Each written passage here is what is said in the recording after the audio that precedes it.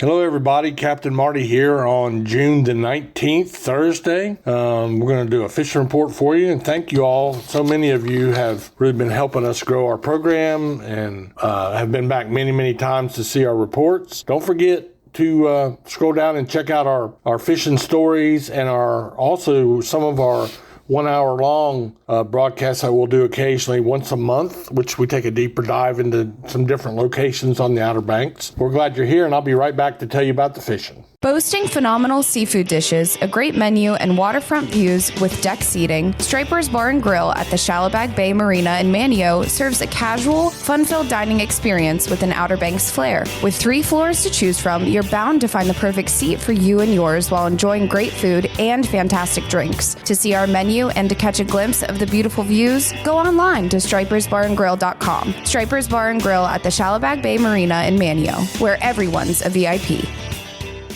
Looking for adventure? Head to Pirates Cove Marina in Manio, where exciting charter fishing meets waterfront vibes. Whether you're a seasoned angler or first-timer, enjoy offshore, nearshore, and inlet trips with expert crews and quality boats. Need fuel? Pirates Cove offers diesel and non-ethanol gas. Need rods, reels, bait, tackle, and marine supplies? Pirates Cove has that too. Visit their ship store for premium sunglasses, exclusive Pirates Cove gear, and unique gifts. After your trip, relax with snacks, cold drinks, and stunning marina views. Book your charter today at fishpiratescove.com or stop by for a day of adventure, shopping, and relaxation. Catch the big one and make unforgettable memories at Pirates Cove Marina in Manio.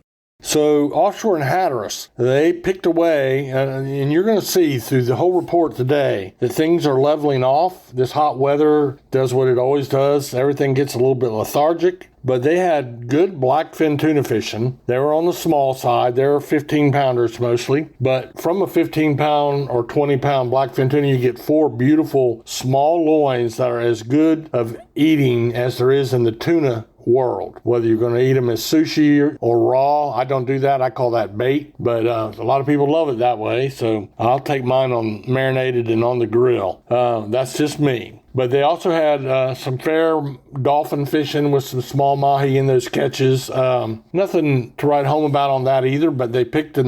What has cooled off a little bit is the blue marlin bite. I didn't see one yesterday, but that could have been that it wasn't on a fishing report. But they did have a couple of white marlin over the last few days down there and a couple of blue marlin. So it's time. We're about ready to get into the typical Hatteras July sailfish bite, which can be really, really good. And it's also a sign of things to expect for our tournaments up at Oregon Inlet, the Alice Kelly, the Pirates Cove Billfish Tournament, and the Boat Builders Tournament. So we want to see that sailfish bite get kicked off down Hatteras way. They had closer to the beach, they continue to catch bluefish, Spanish mackerel, and a few drum on some of the wrecks down there, red drum. Oregon Inlet, a couple of interesting things in their report. They actually had 4 types of tuna represented yesterday, but it was the haves and the have-nots. Some boats hit them good up on the north end, which meant they had a really long, rough ride coming home against that southwest wind. But those were yellowfin tunas, and up there I saw 6 or 8 to the boat, something like that. There was a few blackfin tuna, more incidental catches, not numbers of them like they had in Hatteras. Over the last few days, there have been a few big-eye tuna, including one I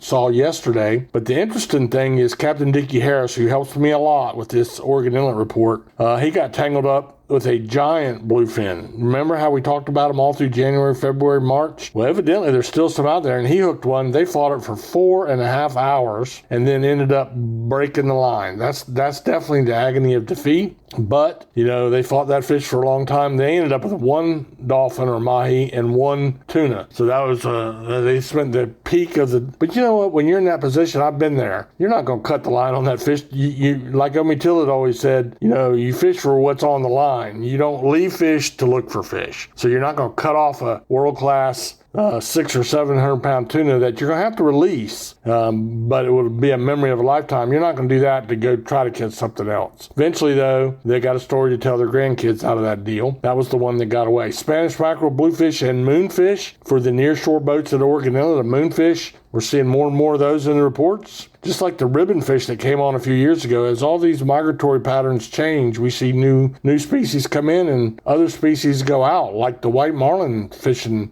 last few years has been really slow.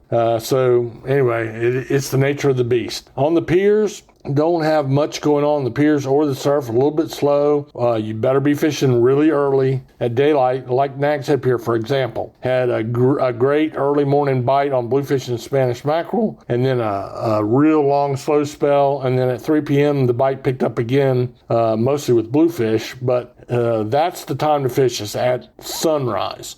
Jeanette's Pier, they started off with sheephead and blues before their fishing slowed down as well, and all the piers are just getting a little bit of an early morning bite. Water temperatures are getting way up there right now. Surf fishing pretty much on the slow side. There continues to be a few pompano down on Hatteras, a few sea mullet and bluefish everywhere else, and that's pretty much the big three. You might catch a croaker, you might catch a speckled trout or a puppy drum or a black drum, but mainly it's sea mullet and bluefish, thankfully. Again, though, and the other thing is, not only do you want to fish really early or really late, you also want to fish close to the beach. Do not overcast. Do not throw as far as you can throw. The whole idea is to toss a baited rig, meaning with a natural bait or a synthetic bait, just in the wash where those fish are feeding on sand fleas and small crabs. So keep that in mind. Don't overdo it. Light tackle, 7-foot rods, all you need.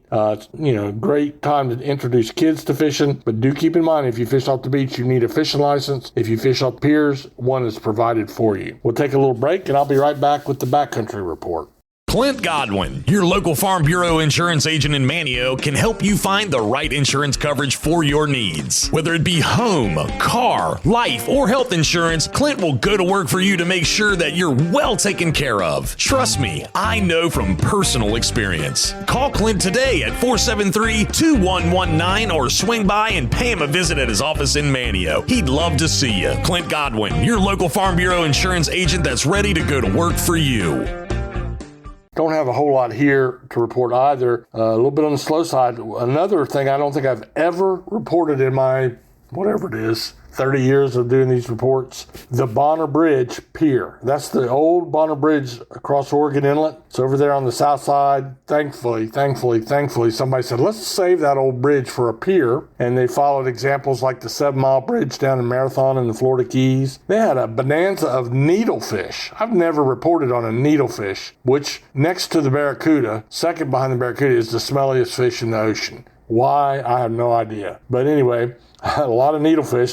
I hope they let them go, because there's really not a whole lot you can do with them, I don't think. I might be wrong about that. Somebody probably eats them somewhere. And then I had a nice visit. Justin and I went over to Radcliffe Marine in Belhaven, my very, very long time sponsor, along with Jesse on the Carolina Girl at Hatteras Harbor. They're my two most long-running sponsors, and he's a diehard Western Pamlico fisherman, especially when it comes to speckled trout. And he just forthrightly told me fishing is very slow over on this side right now. So I'm not going to puff it up and make it into something it's not. It's just the way it is. Water temperatures are way hot and fishing's got slow. I do know some of the guys over in the Swan Quarter Englehart area are catching some drum late in the day, a few trout. We've been talking about that every day, but it's not anything to write home about. But let me say this, let's keep moving to the eastern. A good friend of mine out of Manio went out back of Oregon Inlet. When I say back of, that's not really the right way to say it, in the Pamlico Sound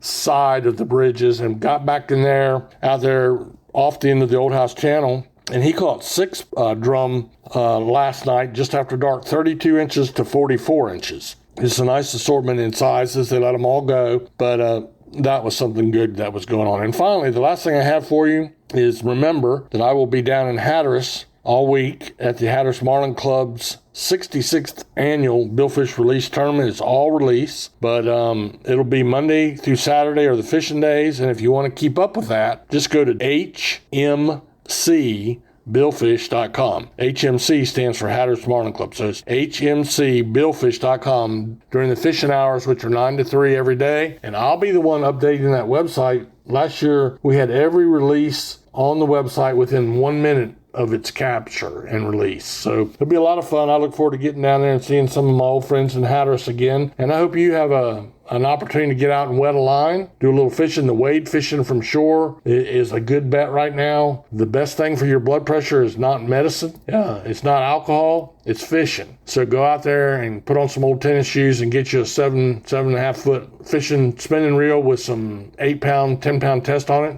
Go wet a line. God bless you. Have a great day.